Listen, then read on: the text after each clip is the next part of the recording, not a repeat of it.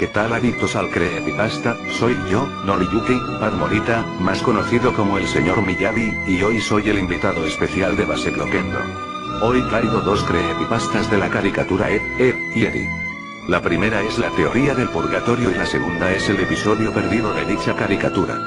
Bien, corre creepypasta. No hemos estado aquí por siempre. Pero el vecindario sí. Incluso antes de que existiera en la Tierra, este ya existía aquí.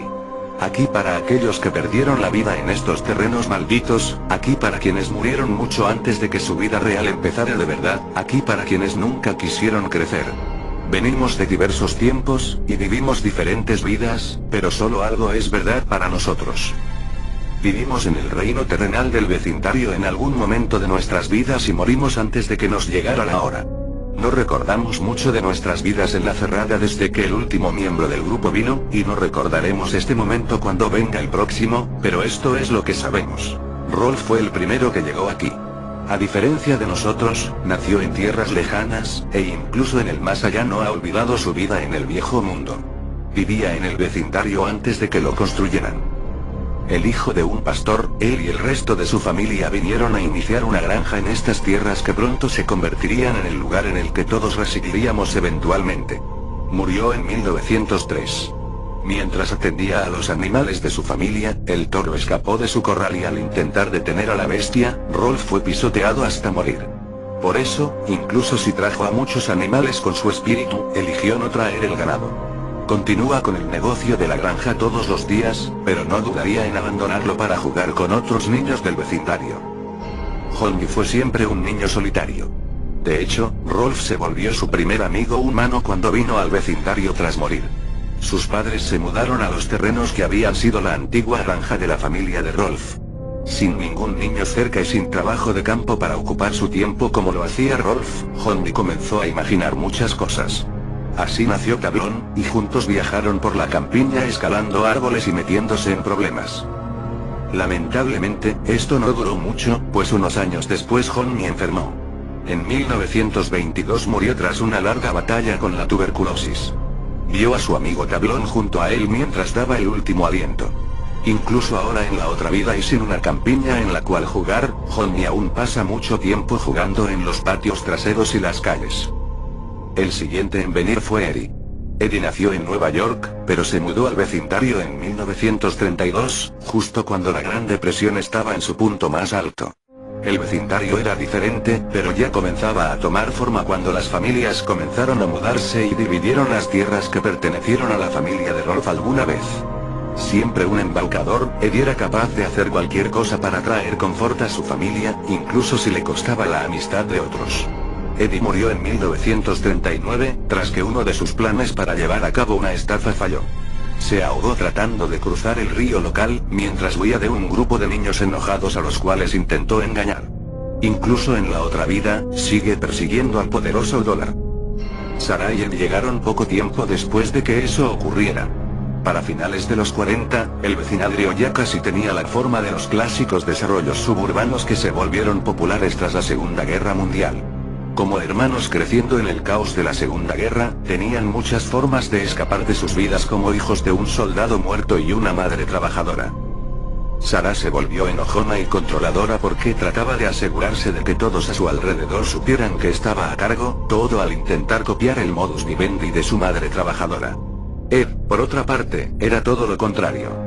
Simplemente se apagó enteramente, de hecho, se aisló de todo mundo y todas las cosas enteramente, convirtiéndose en lo que parecía ser un completo idiota. Ed eligió involucrarse en las películas de monstruos y cómics que aparecieron tras la guerra. No tardó mucho para que en 1953, Ed y Sarah murieran en un choque de automóvil mientras su madre los llevaba a ver a sus abuelos. Nash llegó un tiempo después de Sarah y Ed. Nash era una hija de las flores, nacida de una pareja de hippies que llegaron al vecindario a finales de los 60.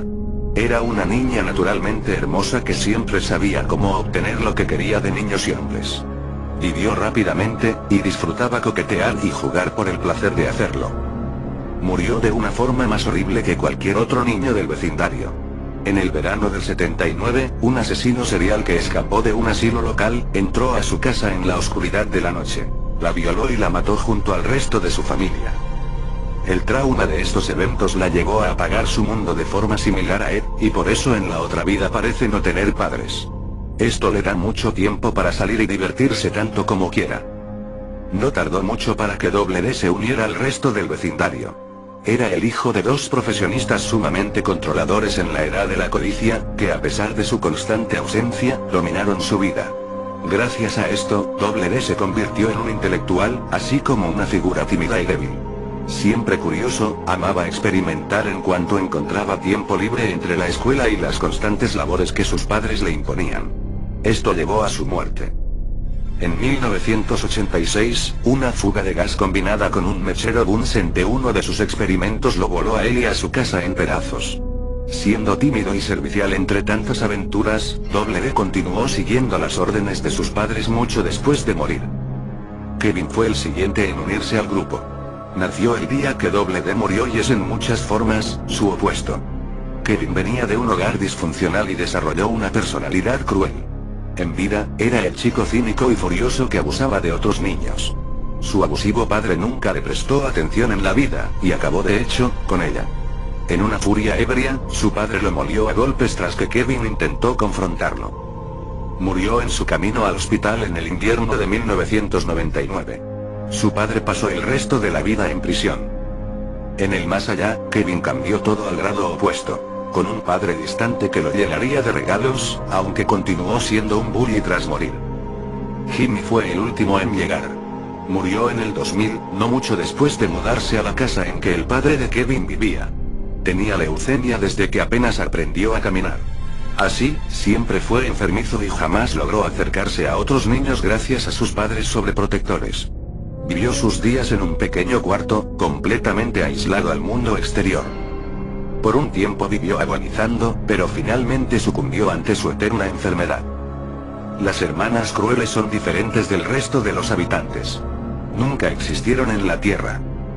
De hecho, son hijas de demonios no muy distintas a las súcubos de la mitología humana. Parecen poseer habilidades imposibles, como la capacidad de aparecer instantáneamente en cualquier lugar. Fueron enviadas del infierno para atormentar a las almas torturadas del vecindario. Sorprendentemente, sienten atracción hacia los Edge por razones desconocidas, aunque se especula que al ser los más débiles del vecindario, los ven como blancos fáciles. A pesar de eso, todos las odian y les temen. Bien, aquí termina la teoría del purgatorio. Ahora contaré el episodio perdido de Ed y Eddie. Como puede que sepas, el popular programa Ed y Eddie ha sido dirigido por mucho tiempo. Sin embargo, entre el 7 de octubre y el 21 de octubre de 2003, el episodio 34 fue transmitido, una semana antes de lo planeado. Por alguna razón soy la única persona que lo sé. También algunas personas de la oficina sabían que el escritor principal había estado enfermo de resfriado, y en vez de seguir adelante y hacer el episodio 34, se decidió volver a transmitir el episodio 1. A las 5:00 de la mañana occidentales, varias personas reportaron un muy perturbador nuevo episodio estrenándose por Cartoon Network, y algunos niños fueron lo suficientemente desafortunados para verlo. Aparentemente la calidad del episodio era mediocre cuando se le comparaba con los estándares regulares. La animación era cortada y carecía de fluidez, el sonido crepitante e inaudible. Reportes de una línea deslizándose arriba y abajo, como la de una cinta defectuosa de VHS también se recibieron. Los escenarios fueron descritos como exageradamente oscuros y depresivos sin cambios de fondos, y de apariencia tormentosa. Los personajes también se comportaban raro. En vez de las normales, torpes y vivaces, los televidentes se quejaron de que parecían extremadamente agitados, gratuitamente odiosos entre ellos, y constantemente sollozando entre los diálogos. El protagonista también tenía un molesto seseo, y nadie sabe por qué, pero hablaba con un tono sexual y eso molestó aún más a los televidentes. Yo fui uno de esos televidentes. El episodio iniciaba con Eddie caminando por la calle con Ed. Noté que D no estaba.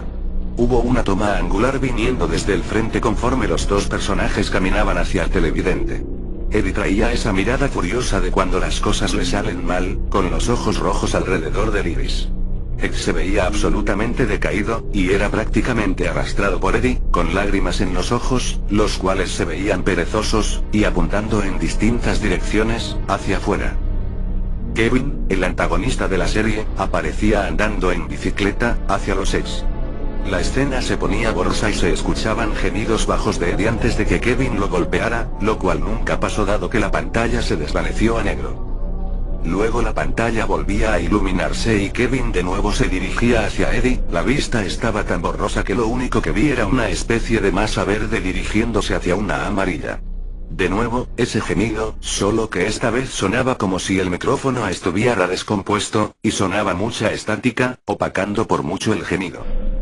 Una animación de plastilina de Double D durmiendo en la cama de Eddie siguió. Honestamente pudo haber sido solo lo abrupto del cambio, pero me estremecí y brinqué del sillón.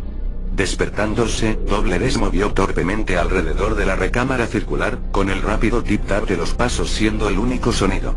Los sonidos de los pasos eran muy claros, conforme se veía a Double D desde arriba, dando vueltas por la habitación. No había puertas. Double D empezó a chillar conforme se movía alrededor de la celda de una habitación más y más rápido, hasta que la pantalla se empezaba a poner borrosa de nuevo, la habitación púrpura era tragada por un borrón anaranjado. Un close-up extremo de la puerta de la casa seguida de Eddie siguió, en silencio absoluto por un tiempo enloquecedormente largo. Al menos 2 minutos de silencio muerto y una puerta. Luego vemos a Jimmy y Sarah en un consultorio. La imagen de Jimmy, obstruida por una lámpara colgante, llora en voz altísima mientras Sarah trata de calmarlo en un modo inusualmente cálido. Me duele, Sarah, me duele. De pronto, la puerta se abre violentamente, y aparece un nuevo personaje, un dentista. Su rostro no se veía porque era suficientemente alto para estar fuera de cámara. Sarah fue escoltada fuera de la habitación, y volvimos con Jimmy.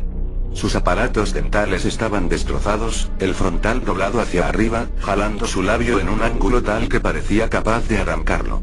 El frente de sus encías estaba chorreando sangre, y no tenía dientes. La parte más perturbadora era que había perdido aparentemente los brazos y las piernas, y estaba sentado como un parapléjico. Casi lloré al llegar a la conclusión de que los otros lo habían machacado a golpes y le habían arrancado los frenos. La cámara permaneció sobre su rostro destrozado por unos pocos segundos, como una fotografía, silenciosa como siempre. De allí vinieron los comerciales.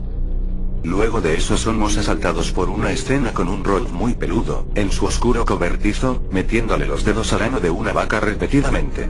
El patrón visual se repite una y otra vez, y se pone borroso de nuevo mientras la escena se desvanece. Naz está ahora leyendo una revista en su sofá. La calidad de la imagen es ahora perfecta. Eddie está solo ahora, sin Ed.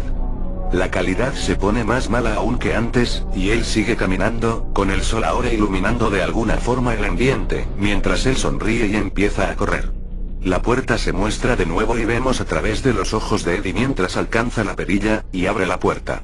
Su casa es bonita y brillante, pero un horrible sonido de violín llena la escena, el único audio en esta escena desde que llega a la casa. Eddie abre la puerta a su habitación, la cual existe.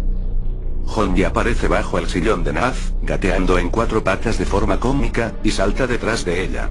Me reí porque alguien olvidó dibujar sus ojos, y pensé en un topo. De pronto dejo de reírme, al ver que comienza a tragarse la cabeza de Naz, aún de forma caricaturesca, pero diferente. Los dos se quedan así hasta que Naz comienza a patear y forcejear. Honji la mantiene así hasta que se queda tiesa. Sigue un acercamiento extremo a su cara, que revela unos extremadamente pequeños ojos humanos. Double D ahora está tendido en el piso de Eddie, ya no en animación de plastilina. La cámara mostró la casa de Eddie por todo el resto del episodio como 3 minutos, y el siguiente programa comenzó a transmitirse. Bien, aquí termina la historia. No olviden suscribirse y comentar al respecto. Sin nada más que decir, los saluda Masebloquendo. Este es el estilo de Peter Lang.